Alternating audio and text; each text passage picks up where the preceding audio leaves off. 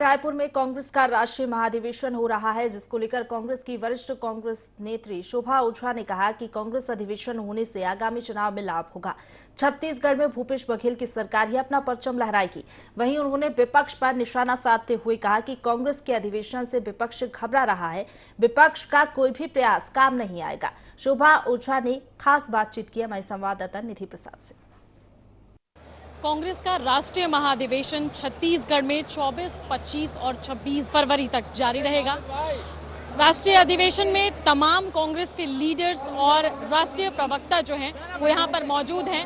राष्ट्रीय प्रवक्ता शोभा ओझा जो हैं वो हमारे साथ बैठी हुई है, उनसे सीधे चर्चा करेंगे। ये राष्ट्रीय महाधिवेशन छत्तीसगढ़ में इस बार किया जा रहा है। छत्तीसगढ़ को इस बार चुना गया है। छत्तीसगढ़ किस लिए चुना गया है इस बार राष्ट्रीय अधिवेशन? देखिए, हर बार राष्ट्रीय अधिवेशन अलग अलग प्रदेशों में होता आया है। हैदराबाद में हुआ, तो बुराड़ी में हुआ, तो बेंगलोर में हुआ, और छत्तीसगढ़ ने मेजबानी की मांग की कि हमें ये मौका दिया जाए, क्योंकि आज तक छत्तीसगढ़ में कोई अधिवेशन हुआ नहीं था, तो इसलिए छत्तीसगढ़ को चुना गया।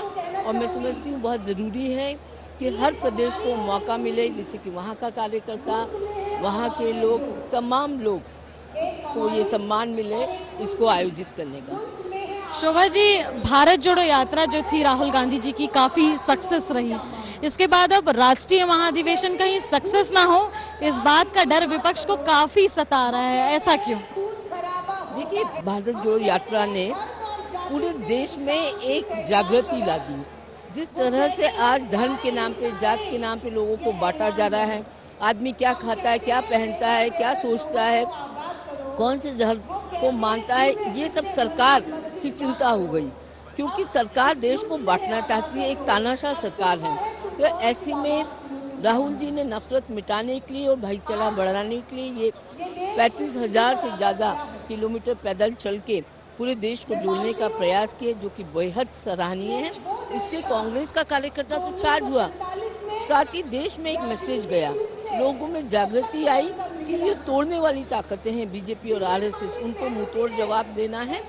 और देश जो हमारे देश की पहचान है, एक अनेकता में एकता की, उसको बनाए रखना है। ये अचानक अधिवेशन के 3 दिन पहले ईडी की जो रेड है वो देखने को मिलती है।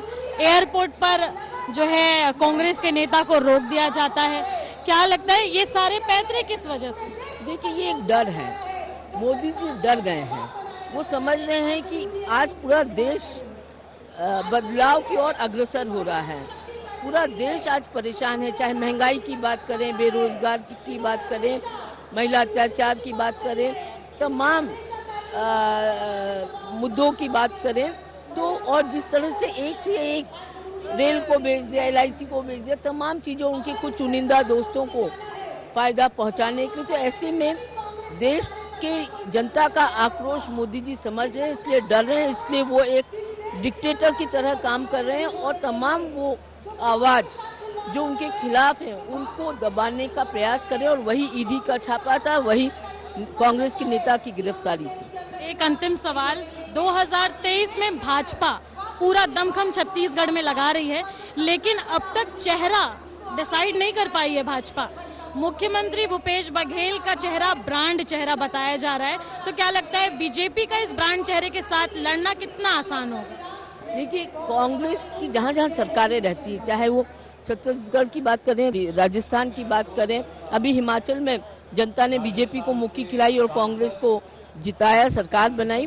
तो जब जब कांग्रेस की सरकारें आती हैं, आम जनता के हित का काम करती है, और वही छत्तीसगढ़ में भी किया है। मुख्यमंत्री जी ने कई ऐसी कार्यक्रम चलाए हैं जिससे कि आम, जैसे धान खरीदी है, गोबर खरीदी है, तमाम चीज़ें जिससे गरीब से गरीब सशक्त हो सकी। उन्होंने ये नहीं किया अपने चुनिंदा दोस्तों को फायदा पहुंचाने का प्रयास नहीं किया, आम जनता और गरीबों का फायदा हो उस और काम किया है। तो ऐसे में भारतीय जनता पार्टी के पास केवल और केवल धर्म के नाम पे राजनीति करना बाकी रह जाता और विद्वेष फैलाना और दंगे फसाद करना ही रह जाता है।